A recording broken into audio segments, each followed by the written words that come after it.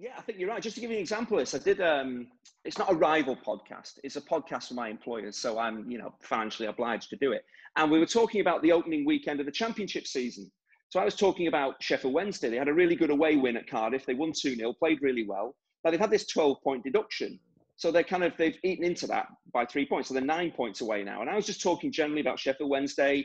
It's a great club. They've got a good squad. They've got a good experienced coach there. You just never know. It's a crazy league. Okay, they're clearly behind everybody else. But in this league, you can get on a run. And over the course of 46 games, you just never know. Sheffield Wednesday might be able to challenge for the top 6. But how that was taken, a couple of people sent me a couple of tweets from people saying, oh my God, Andy Hinchcliffe has said that Sheffield Wednesday will finish top 6 after one game and they're 9 points adrift of everybody else. And I read back what I'd actually said. I hadn't said that.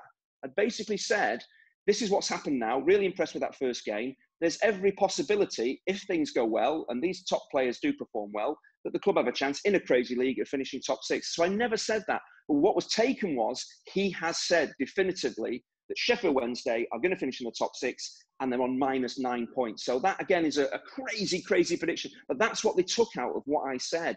So again, it's how media outlets are actually taking what he said and deciding there's something in there that we can use, and not actually printing what I actually said. It's what they wanted me to say. And again, they're looking for that. Not crazy prediction, but a prediction that probably nobody else would make. But again, I only based that on one game and the possibility of what might happen in the future. But it was taken by media outlets very, very differently because, well, nobody else is going to be saying this. It's a crazy prediction. But if it's right, we can be the ones that actually broke the story. But I never actually said that in the first place.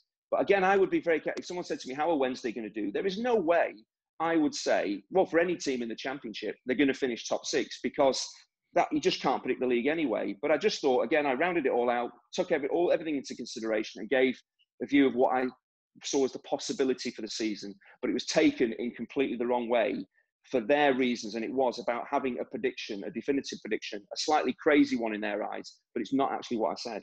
Chinch, I hope you've learnt your lesson that this little square box that you're staring into and these three faces, this is the only safe space for a nuanced football conversation. What about my own home, Steve? Can I talk to Nicky about football? No, even that is I'd tread carefully, open to abuse. You don't know who's listening. Nicky is continually misquoting you. And Primrose gives all it about that the clickbait, constantly. Primrose. She'll go to nursery and be saying, you know what my grandpa has said about Sheffield Wednesday.